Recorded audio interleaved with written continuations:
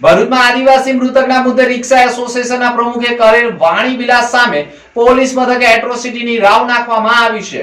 ભરૂચમાં કોંગ્રેસના નગરસેવક અને આદિવાસી સમાજના મસીહા ગણાતા હેમેન્દ્ર કોઠીવાલાએ ભરૂચ એ ડિવિઝન પોલીસ મથકમાં રિક્ષા એસોસિએશનના કહેવાતા પ્રમુખ સામે ગંભીર આક્ષેપ સાથેની રાવ નાખી છે, જેમાં કહેવાતા રિક્ષા એસોસિએશનના પ્રમુખે આદિવાસી નગરસેવક હેમેન્દ્ર કોઠીવાલાને નગરપાલિકાના સામાન્ય સભામાં નગરપાલિકાના જ આદિવાસી કર્મચારીના મોત મામલે ધારદાર રજૂઆત કરી હતી, જેમાં મૃતકના પરિવારમાં કોઈ એકને નોકરી આપવામાં આવે અથવા તો સહાય ચૂકવવામાં આવે તે બાબતે પણ રિક્ષા એસોસિએશનના કહેવાતા પ્રમુખે સોશિયલ મીડિયા ઉપર નગરસેવકો નોટંકી કરતા હોય તેવા આક્ષેપ કરતો મેસેજ મૂક્યો હતો અને આદિવાસી નગરસેવક સહિત કોંગ્રેસના નગરસેવકો ડમ્પિંગ સાઇટ મુદ્દે નગરસેવકો રજૂઆત કરવા ગયા હતા, ત્યારે જ આ કામના કહેવાતા રિક્ષા એસોસિએશનના પ્રમુખ આબિદ મિર્ઝાનાઓ નગરપાલિકામાં જ ચીફ ઓફિસરની કેબિનની બહાર જ આદિવાસી નગરસેવક હેમેન્દ્ર કોઠીવાલાને બાનમાં લઈ ગાળો ભાંડી હતી અને તમે આદિવાસી વસાવા જાતિના લોકોને અને તમારી જેવા લોકોને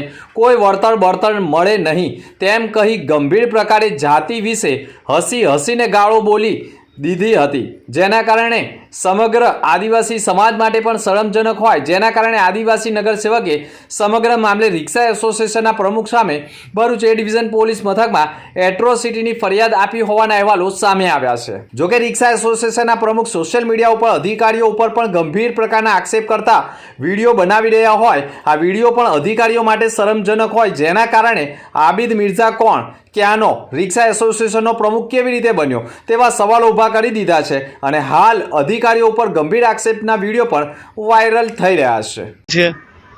હું જિલ્લા પ્રમુખ આબિદ મિર્ઝા, આ તમે આઈટીઓ કચેરીમાં જોઈ રહ્યા છો, આ રિક્ષા જમા કરી છે આઈટીઓ અધિકારીઓએ। કેમ રિક્ષાવાળો જ ગુનેગાર છે? જે હાઈવે ઉપર નર્મદા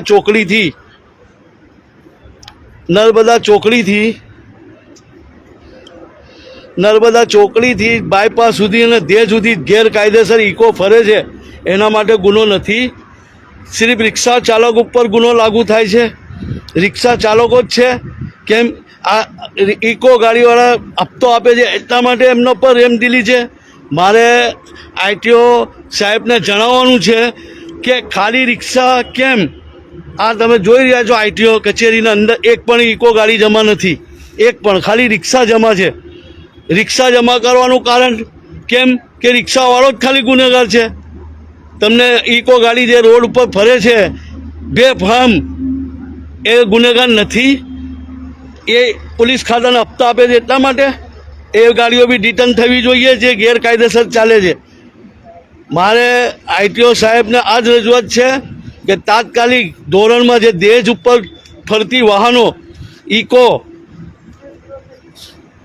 વાહનોને ક્યારે ડિટર્ન કરશે એ મારે પૂછવું છે। અને એસપી સાહેબને બી મારી રજૂઆત છે કે જે ગેરકાયદેસર ભરૂચ જિલ્લામાં ઇકો ગાડીઓ બેફામ ફરે છે એને ક્યારે ડિટર્ન કરશો એવી હું અપેક્ષા રાખું છું અને તાત્કાલિક ધોરણમાં એ ગાડીઓ બી ડિટર્ન થાય એવી મારી અપેક્ષા છે। જય હિન્દ, જય ભારત।